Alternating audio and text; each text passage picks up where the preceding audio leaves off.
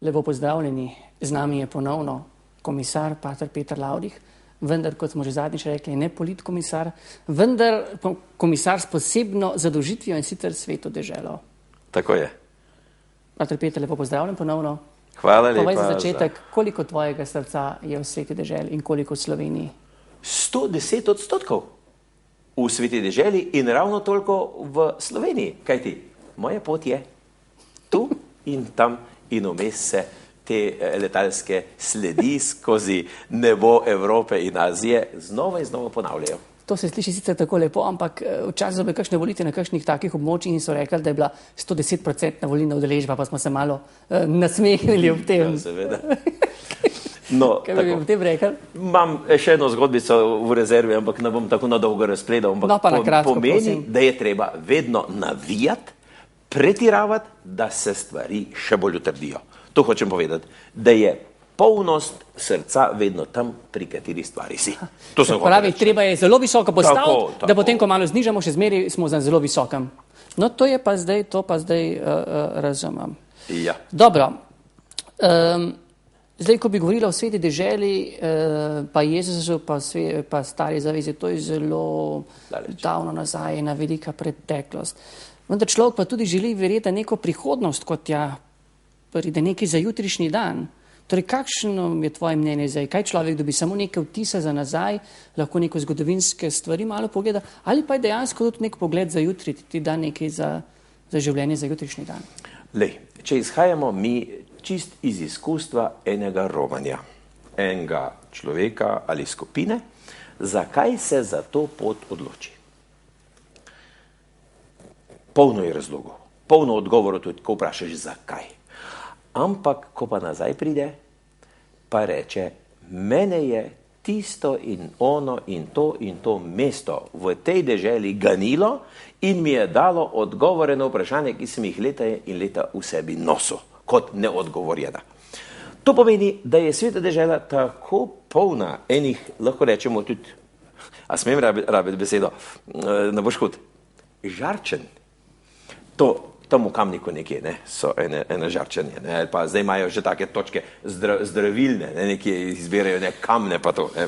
Jaz nisem glih tako pristaš, da bi te stvari propagiral, ampak v duhovnem smislu, v bibličnem pomenu, v tej lokaciji svetopisemskih krajev so pa v resnici ti kraji drugačni. Zato je mogoče tudi vprašanje, a je to Sveta dežela? Zakaj pa ni še ena druga dežela sveta? Nimam pravih odgovorov, da bi to razliko lahko takole narisal. Ampak iz izkustva povem, Sveta dežela ima v sebi moč, da te dobesedno prepriča o dogodkih, ki so bili in ti dogodki so vedno novi. Kajti nova zaveza je danes živa med nami, saj je pač Kristus živ. Tako verujemo.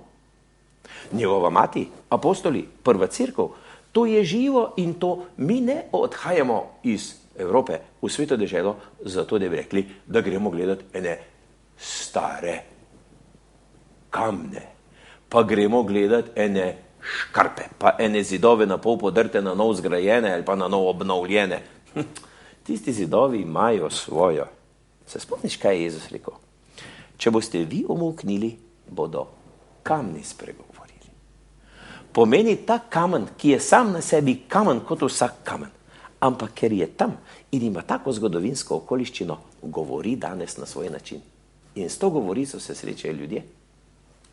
Dobro, pri imenu so se že kar nekaj dostavlja, ampak kaj misliš, da je zdaj čist prav, da uporabljamo? Sveta dežela, res Judeja, Palestina, samo če bi, a je kaj pomembno, sploh res to ni pomembno, ali kateri izrazi se morda najbolj uporabi? A je to, če rečemo Sveta dežela, vsi razumejo, zakaj gre?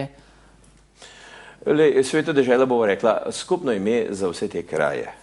Tako v stari zavezi, kakor novi. Pač kar pokriva ta bližnji vzhod dogodkov svetopisemskih, to bomo razumela Sveto deželo. Obenem bomo lahko rekla tudi Sirije, tudi Sveta dežela, ker je le tam mesto, kjer se je spreobrnil Savel, ki je postal Pavel. Potem Sveta dežela danes tudi Turčija, morda kdo mogoče zamenjuje, Turčija trka na vrata Evrope, je muslimanska dežela. To je dežela od do 5., 6., 7. do prihoda islama. To je bila cvetoča krščanska pokrajina, zato govorimo o Turčiji tudi kot o sveti deželi. Apostol Pavel in pota in skupnosti.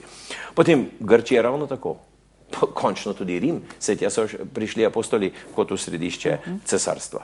V tem smislu bomo govorili o sveti deželi, ko govorimo pa o Judeji, govorimo o Samariji, govorimo o Galileji, govorimo pa čisto o konkretnih geografskih pojmih, ki označujejo to in to pokrajino v tej deželi. Ja. Tako bi bilo. Torej, sveti deželi pa rečemo tudi 5 evangelij. Ne, imamo 4 evangelije, Matej, Marko, Luka, Janez, to je pa zdaj 5 evangelij. In res, kaj je vendar ostalo še, tako bi rekel, tipičnega v Judeji in Galileji iz Jezusovih časov? Zakaj bi to upel? Ta beseda, ki si jo rabo 5 evangelij, to je tako lepa.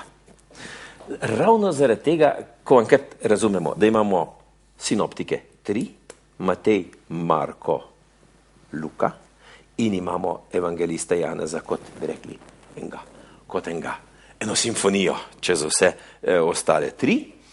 In ko vemo, da so 4 evangelisti sporočili novico, vsebino evangelija, pa rečemo 5. evangelij, to pomeni je pa konkretno. To je pa zdaj tisto, kar je ta učenec potreboval. Bil sem že tam. Pomeni, 5. evangelij v bistvu dokazuje ali posredno dokazuje prve 4 evangeliste. Ker pomeni, da so na teh tleh sledi, ko rečemo, tukaj je Jezus hodil. Ali pa, tu približno je Jezus hodil, ker ne moramo točno določiti, ampak nedaleč stran. To so pa zdaj stvari, ki konkretizirajo besedo, ki je prišla skozi višino neba in se je utelesila tukaj na tej zemlji. To pomeni utelešene besede. Na tej zemlji, na teh kamnih, na teh tratah, med temi sadovnjaki, med temi oljčniki in trtami. O, kakšna lepota. Še jaz malo postajam... Se navdušuješ, ja, ne? Navdušujem. Se sem že bil enkrat, ne, ampak... A samo? Nisem razmišljal še za enkrat, da bi šel večkrat. No, morda me boš prepričal, no? Nujno te bom prepričal, že v tem letu, če ne pa v prihodnem. Dobro, in ko potuješ po vseh teh lepih deželah, bova rekla, sveti Pavel je menda imel navado, da je vedno obiskal tudi Jude, z njihove sinagoge, greš tudi potem njim na obisk, njih obiščeš? Ja. Imaš kakšne posebne vezi z njimi, prijateljske, zdaj po vseh teh? Lej, apostol Pavel je bil, jaz rečem, tak maček, tako prefrigan. Kam se pa naj poda drugam kot k Judom vzhodnico na sobotni dan? Sej beremo kar naprej v apostolskih delih. Je apostol Pavel prišel na sobotni dan, ko so bili Judje zbrani pri besedi Božji in je prebral odlomek, kakor je bilo običaj takrat in je še danes. In potem je pa navezal. Tako in tako in tako vam pa sporočam, da je ta, o katerem besedo govori Jezus Kristus, ki ste ga umorili in ki je vstal od mrtvih. To je bila vsebina Pavlovega govora v judovskih shodnicah. In če vprašaš danes, enak način je danes dovzeten, za ta enak način so dovzetni ljudje tudi danes. Radi govorijo o krščanstvu. Vzemimo samo primer, ko je bil Janez Pavel II v Izraelu leta 2000. So govorili mediji, ne? Najprej, ko je prišel uradno tako, je prišel, državnik je prišel, ne, je papež prišel, z strahom. Obenem so pa veliko vedeli že o njem. Vedeli so, da je bil on zelo velik prijatelj Judov, ko je bil v Krakovu, ko je študiral, ko so bili tudi pahneni stran, saj vemo, kaj je nacizem delal z njimi. So vedeli Judje, ta je naš prijatelj. Ne samo kot papež, ampak kot človek, kot oseba je naš prijatelj. Ga bomo poslušali. In so prihajali, spremljali. In ko je 3. dan zaključil romanje po sveti deželi, pomeni tudi uradni obisk Izraela, je bilo pa navdušenje v 100 in 100% se je iz dneva v dan dvigalo in so rekli, če bi bil še 3 dni pri nas, bi nas že prepričal in bi postali kristjani. Namreč, to je časopisni komentar. Ampak hoče povedati, on sa svojo besedo, sa svojim prihodom v to deželo, v domovino odrešenika Jezusa Kristusa, je tudi Judom oznanil in sporočal tisto, kar morda ne bi noben se v tistem trenutku spomnil. Ampak Pardon, če te prav razumem, jih ni nagovoril toliko kot papež, ampak ravno zato kot, seveda, ja, resen velik poglavar, državnik mogočen, vendar kot prijatelj. On je za nas nekaj naredil, to je naš prijatelj, njemu lahko prisluhnemo. Torej misliš, da nekomu, ki ne bi bil tako a priori, bi rekel jim blizu, da bi ga res precej bolj zadržano, sicer lepo vljudno sprejeli, vendar bi tudi po 3 dneh rekli, no, lepo. Vsekakor imaš prav.